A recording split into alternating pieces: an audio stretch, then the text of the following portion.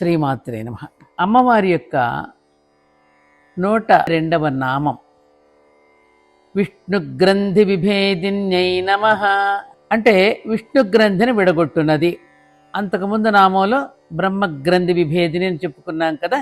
ఇక్కడ విష్ణుగ్రంథి విభేదిన్యై నమః అంటే విష్ణుగ్రంథిని విడగొట్టున్నది అని అర్థం. ఇంతకు పూర్వం చెప్పినటువంటి బ్రహ్మగ్రంథి పూర్తిగా భౌతిక తత్వాన్ని కలిగి ఉండే అన్నమయ కోసం, స్థూల శరీరాలకు సంబంధించింది. స్థూలమయ శరీరంలోనే భౌతికత్వానికి అతీతంగా సూక్ష్మ శరీరం ఉంటుంది.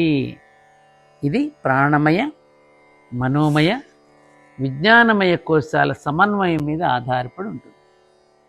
వీటికి సంబంధించిందే విష్ణుగ్రంథి. దీన్నే ఆంగ్లంలో brain of emotions and affections అని కూడా అంటారు. బ్రహ్మగ్రంథి భేదనం కానంత వరకు స్థూల దేహమే నిజమైన దేహం, కనపడే భౌతిక ప్రపంచమే ప్రపంచం అని మనకు అనిపిస్తుంది. ఆ గ్రంథి భేదనం జరిగిన తర్వాత, అంటే విడగొట్టబడిన తర్వాత సూక్ష్మ శరీర జ్ఞానం కలుగుతుంది. భౌతికతంతా మాయా అనిపిస్తుంది. అయితే మాయ ఎవరిది ఎందుకు అనేది మనకు తెలియదు. అదే విష్ణుమాయ. అందుకే కలయో నిజమో వైష్ణవ మాయో అన్నట్లుంటుంది. ఈ స్థితి అర్థం అవ్వాలంటే విష్ణుగ్రంథి విభేదనం జరగాలి.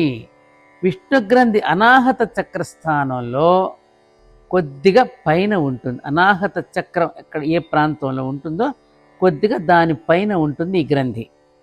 విష్ణుగ్రంథి విభేదనమైనప్పుడు సూక్ష్మ శరీరానికంటే వేరుగా కారణ శరీరం ఉందని తెలుస్తుంది. భౌతికం మళ్ళీ సూక్ష్మ, దాని దాటి కారణ శరీరం ఉందని తెలుస్తుంది. అప్పుడు మళ్ళీ విష్ణుమాయ తొలగిపోతుంది. ఉద్రేకం, ఉద్వేగం, ఆవేశాలను వడపోతే ఉద్రేకానికి, ఉద్వేగానికి, ఆవేశాలకు వడపోత జరిగి అవి ఉత్తేజ ఉత్సాహాలుగా మారిపోతాయి. All the emotion is distilled into inspiration. సామాన్యులకు అప్పుడప్పుడు సిద్ధించే ఈ స్థితి ఈ విష్ణుగ్రంథి విభేదనంతో సాధకుడిలో శాశ్వతంగా నిలిచిపోతుంది. అందుకే నిజమైన యోగ సాధకుడు ఎప్పుడు ఉత్సాహంగా, ఉత్తేజంగా ఉంటాడు. ఈ స్థితి వచ్చింది లేనిది తెలియాలంటే ఇదే పరీక్ష. అందుకే ఒక్కొక్క సాధకుడిని మనం చూసినప్పుడు అతని చుట్టూ ఒక తేజో వలయం, ఒక ఆర మనకి కనిపిస్తూ ఉంటుంది.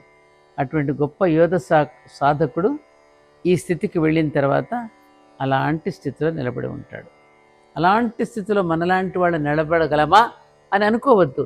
నిలబడగలగడానికి కావలసిన సాధన మనం చేస్తే మనము నిలబడగలం. కానీ నిలబడగలగడానికి కావలసిన సంసిద్ధత మనలో ఉందా లేదా అనేది మనం పరీక్ష చేసుకోవాలి. అమ్మవారి యొక్క ఆలయంలో ప్రవేశించినప్పుడు అర్ధమండపంలో నిలబడి ముందుగా గంట మ్రోగించి అమ్మకు నమస్కరిస్తాం. అలాగే అమ్మవారి యొక్క నామాలలో ప్రవేశించే ముందు గంట మ్రోగించండి.